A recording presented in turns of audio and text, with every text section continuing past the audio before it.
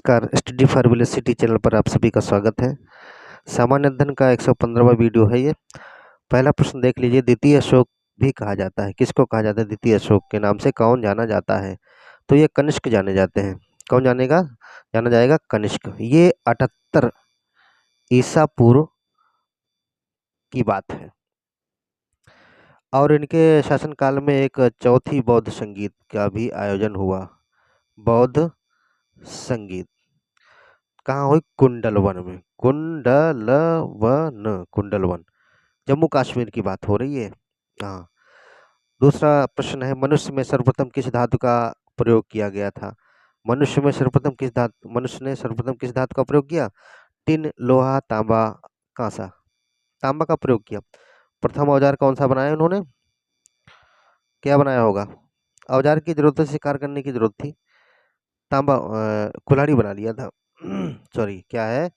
कुल्हाड़ी। नेक्स्ट है, भारत में जिला न्यायाधीशों की नियुक्ति किसके द्वारा की जाती है? जिला न्यायाधीशों की नियुक्ति किसके द्वारा की जाती है? संबंधित राज्य के राज्यपाल, संबंधित राज्य के मुख्यमंत्री, भारत संबंधित राज्य के उच्च न्यायालय के मुख्य न्यायाधीश या भारत के राष्ट्रपति के द्वारा। तो भारत के संबंधित राज्य के राज्यपाल के द्वारा। ठीक, स्टेट गवर्नर के द्वारा की जाएगी। अनुच्छेद 233 के अंतर्गत जिला न्यायाधीशों की नियुक्ति का प्रावधान है राज्यपाल के द्वारा। निम्न में से कौन से प्रस्ताव को राज्यसभा के साथ साथ लोकसभा में भी प्रस्तुत किया जा सकता है? सॉरी, राज्यसभा के साथ लोकसभा में भी प्रस्तुत किया जा सकता है। किस प्रस्ताव को? निंदा प्रस्ताव, ध्यानाकर्षण प्रस्ताव, स्थगन प्रस्ताव, इनमें से कोई नहीं। ध्यानाकर्षण प्रस्ताव की बात हो रही, जबकि निंदा प्रस्ताव, स्थगन प्रस्ताव क्या है? ये लोकसभा में सिर्फ। नेक्स्ट, निम्न में से कौन सा युग्म सही सुमेलित नहीं है? कौन सा युग्म सही सुमेलित नहीं है? हाइड्रोपोनिक्स, जल में पौधों का उगाना, सही हो गया। पिसीकल्चर, मत्स्य पालन, ये भी सही है। विटीकल्चर, अंगूर की खेती के संबंधित है। रेशम कीट, एपीकल्चर से, ये नहीं। ये रहेगा मधुमक्खी पालन से। क्या है? मधुमक्खी पालन से, शहद पालन से है एपीकल्चर। तो नहीं है, किस हिसाब से कौन हो गया? डी नंबर सही हो जाएगा। नेक्स्ट है, भील विद्रोह के संदर्भ में निम्न कथनों पर विचार करना है। क्या है? भील विद्रोह के संदर्भ में कथनों पर विचार करना। यह विद्रोह 1812 में भारतीय जमींदारों के विरुद्ध किया गया था। यह विद्रोह महाराष्ट्र तथा राजस्थान के क्षेत्र में हुआ था। ये 2 नंबर सही हो जाएगा। किस सन में हुआ था भील विद्रोह, ये बताइए। बी नंबर सही रहेगा इसका। निम्न में से संविधान सभा की संघ संविधान समिति का अध्यक्ष कौन था? संघ संविधान समिति का अध्यक्ष कौन था? डॉक्टर बी आर अम्बेडकर, जेबी कृपलानी, जवाहरलाल नेहरू या अल्लादी कृष्ण स्वामी अय्यर। तो ये रहेंगे, डी नंबर सही होगा, अल्लादी कृष्ण स्वामी अय्यर। संघ संविधान समिति का अध्यक्ष नियुक्त किया गया था इन्हें। नवरत्न का विचार किससे संबंधित है? भाई, नवरत्न का विचार किससे संबंधित है? तकनीकी जनशक्ति के चयनित वर्ग से, चयनित निर्यातोन्मुखी इकाइयों से, चयनित खाद्य प्रसंस्करण उद्योग से, सार्वजनिक क्षेत्र के चयनित उद्यम से। ये सार्वजनिक क्षेत्र के चयनित उद्यम से, पब्लिक सेक्टर यूनिट से संबंधित है। नवरत्न महारत्न कंपनी तो जानते ही होंगे। 1857 के प्रथम स्वतंत्रता विद्रोह में भाग लेने वाला प्रसिद्ध महिला स्वतंत्रता सेनानी कौन थी? जो 1857 था, क्या 1857 का प्रथम स्वतंत्रता विद्रोह, इसमें भाग लेने वाली प्रथम महिला कौन थी? सॉरी, प्रसिद्ध महिला की बात हो रही। किसकी बात हो रही? प्रसिद्ध महिला की। कस्तूरबा गांधी, भीकाजी कामा, सरोजिनी नायडू, बेगम हजरत महल। विद्रोह में भाग लिया तो बेगम हजरत महल ने किया। कहाँ? लखनऊ में। लखनऊ में नेतृत्व किया था इन्होंने। नेक्स्ट है, बुंदेलखंड के अधिकतर भाग में कौन सी मिट्टी पाई जाती है? अधिकतर भाग में कौन सी मिट्टी पाई जाएगी? लाल मिट्टी, काली मिट्टी, लेटराइट मिट्टी या पीली? पीली रहेगी, सॉरी लाल रहेगी। ए नंबर सही हो जाएगा। कश्मीर घाटी किस वलन के उदाहरण है? कश्मीर की घाटी किस वलन का उदाहरण है? सममिति वलन, असममिति वलन, ग्रीवाखंड या एक दिग्नत वलन? कौन सी रहेगी? ग्रीवाखंड कश्मीर की घाटी में इस प्रकार का वलन मिला मिला रहेगा, आपको देखने को मिल जाएगा। नेक्स्ट है, ब्रिटिश शासन के दौरान उत्तर प्रदेश में भूमि पंजीकरण किस अधिकारी के द्वारा किया जाता था? किसकी बात हो रही? ब्रिटिश शासन के दौरान भूमि पंजीकरण किस अधिकारी के द्वारा किया जाता था? राज्यपाल के द्वारा, लिपिक के द्वारा, लेखपाल या काजी? 12वां प्रश्न है, राज्यपाल के द्वारा। नेक्स्ट, ब्राजील में कहवा के बागानों को क्या कहा जाता था? ब्राजील में कहवा के बागानों को क्या कहा जाता था? ग्रान चाको, एक्टासिया, ग्वांको या फजेंडा? ब्राजील में जो कहवा के, कॉफी के बागान थे, किसके? कॉफी के बागान थे। कहाँ? ब्राजील में। क्या कहा जाता? फजेंडा कहा जाता था। नेक्स्ट है, नीचे दिए गए दो कथन दिए गए हैं। कथन ए और दूसरे को कारण आर कहा गया है। कथन ए, नर्मदा अपने मुहाने पर डेल्टा का निर्माण नहीं करती, यहाँ भ्रंश घाटी में होकर बहती है। नर्मदा नदी अपने डेल्टा पर मुहाने का निर्माण नहीं करेगी, भ्रंश घाटी में होकर बहती है। सही बात, नर्मदा नदी डेल्टा का निर्माण नहीं करती है अपने मुहाने पर, भ्रंश घाटी में होकर बहती है। ए आर दोनों सही, व्याख्या भी कर पा रहा है। डेल्टा का निर्माण नहीं करती तो क्यों नहीं करती बताइएगा, कमेंट में बताइए आप सभी लोग। इत्मादुद्दौला का मकबरा किसकी याद में बनाया गया था? इत्मादुद्दौला का मकबरा किसकी याद में बनवाया गया? शाहजहां, नूरजहां, जहांगीर या मिर्जा गियास बेग? 15वां प्रश्न है, तो ये मिर्जा गियास बेग के द्वारा क्या बनाया गया? बेग की याद में बनवाया गया था, और बनवाया गया तो इत्मादुद्दौला। असल में इत्मादुद्दौला का मकबरा नूरजहां ने के बनवाया था अपने पिता मिर्जा गियास बेग की याद में। कब? 1622 से लगभग वही 28 में बन गया था। ठीक है। मकबरे को ताजमहल के प्रारूप माना जाता है, उसी की तरह से है। अर्धकीमती पत्थर पुष्प डिजाइन किया गया है पहली बार। हम किस स्मारक में भारतीय, ईरानी तथा मध्य एशियाई वास्तुकला का पहला संतुलित समन्वय देखते हैं? क्या है? भारतीय, ईरानी और मध्य एशियाई वास्तुकला का संतुलित समन्वय देखते हैं। किस स्मारक में? किस स्मारक में भारतीय, ईरानी और मध्य एशियाई आर्किटेक्चर का उदाहरण देखने को मिलता है हमको? लाल किले में, पंचम महल या जामा मस्जिद, या क्या है नीचे? ताजमहल। तो भाई ताजमहल में ही रहेगा। ईरानी, भारत और मध्य एशिया, एशियाई। ठीक है, इन क्षेत्रों का आर्किटेक्चर मिलता है इसमें। नेक्स्ट है, कौन सा नंबर था? सॉरी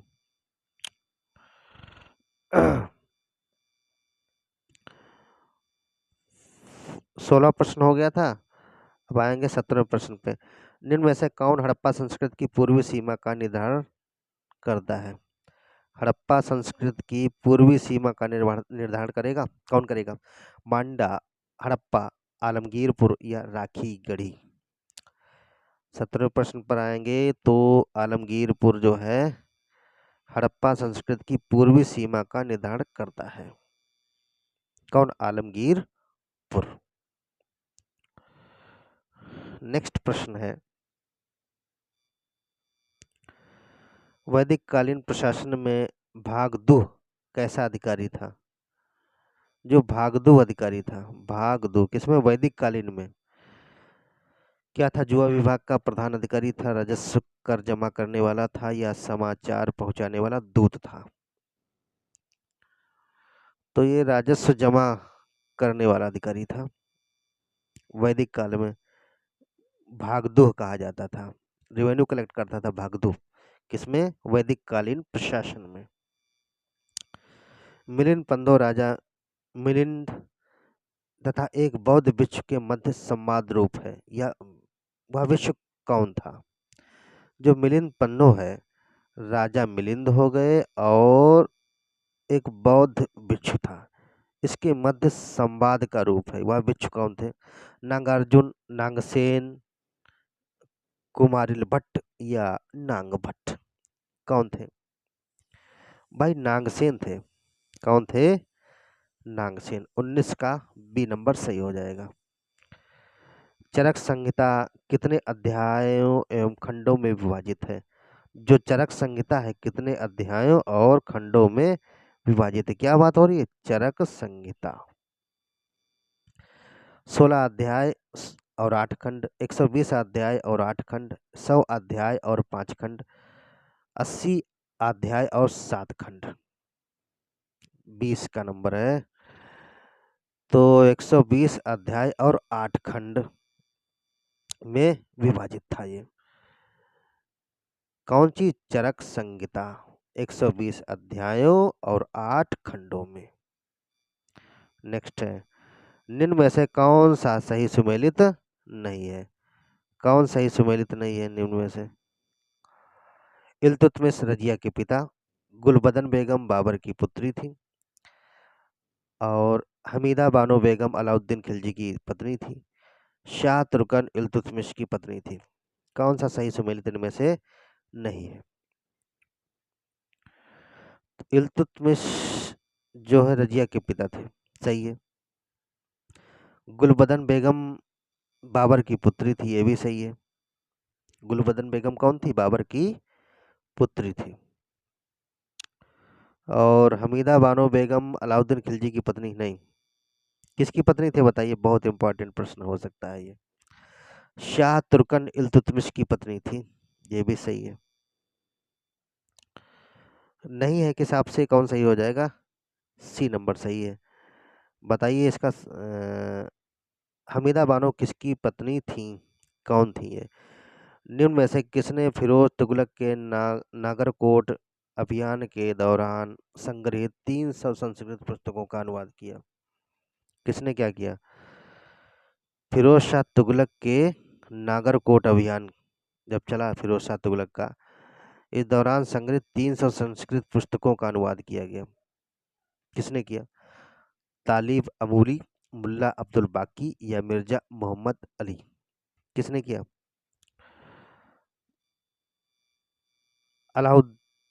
अजीजुद्दीन खान।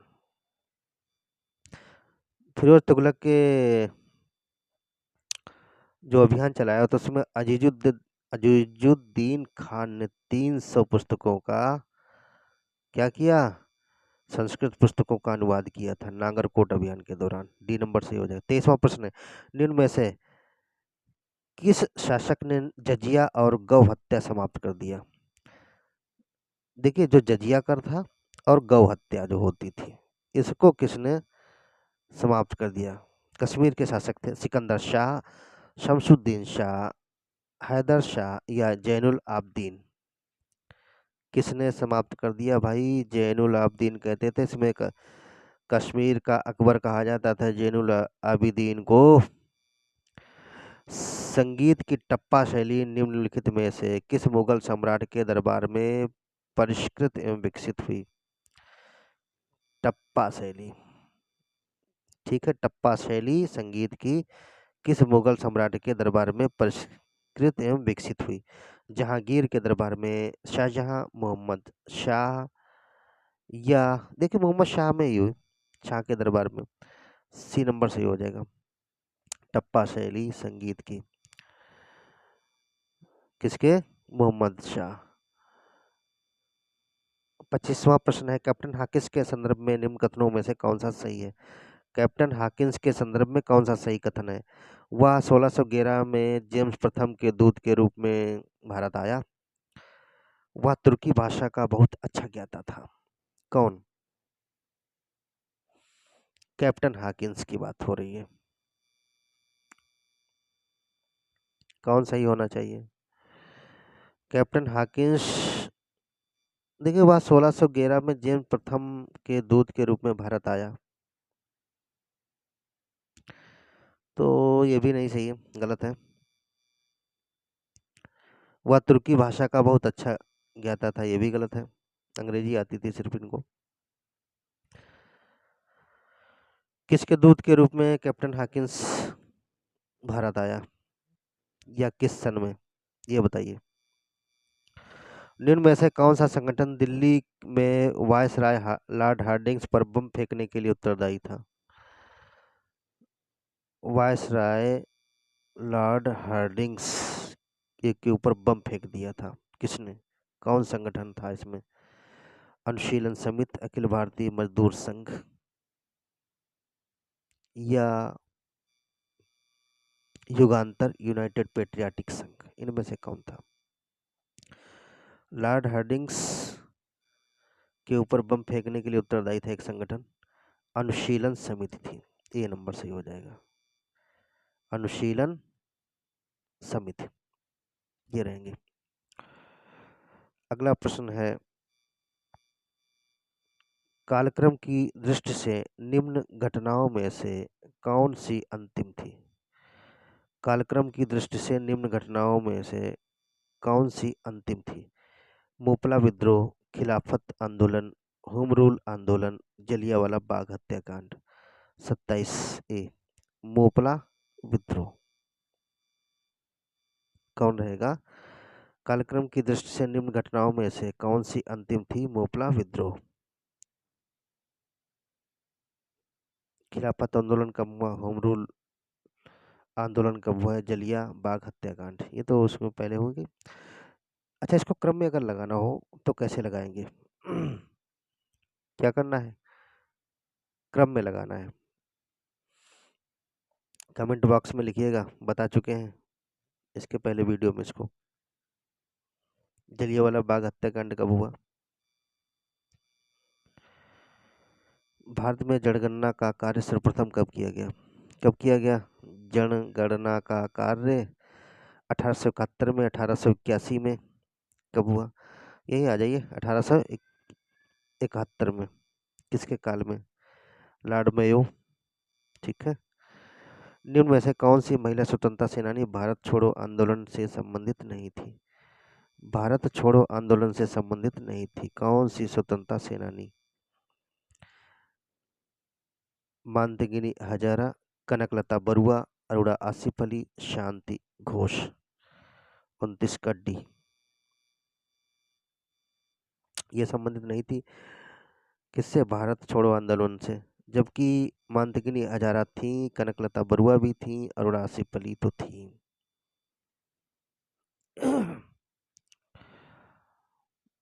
तो नहीं है के हिसाब से कौन सही हो जाएगा? डी नंबर सही हो जाएगा। नेताजी सुभाष चंद्र बोस द्वारा आजाद हिंद फौज के हिस्से के रूप में गठित महिला रेजिमेंट का नाम क्या था? आजाद हिंद फौज के हिस्से के रूप में महिला रेजिमेंट का नाम क्या था? वीरांगना रेजिमेंट, रानी झांसी रेजिमेंट या रानी भवानी रेजिमेंट, भारत माता रेजिमेंट? रानी झांसी रेजिमेंट के नाम से इन्होंने आजाद हिंद फौज की महिला विंग का निर्माण किया था, गठित किया था सुभाष चंद्र बोस ने। तो कौन सा नंबर सही हो गया? हिसाब से बी नंबर सही हो जाएगा। तो ये थे महत्वपूर्ण प्रश्न। चैनल को सब्सक्राइब जरूर करें, लाइक शेयर करें। Thank you.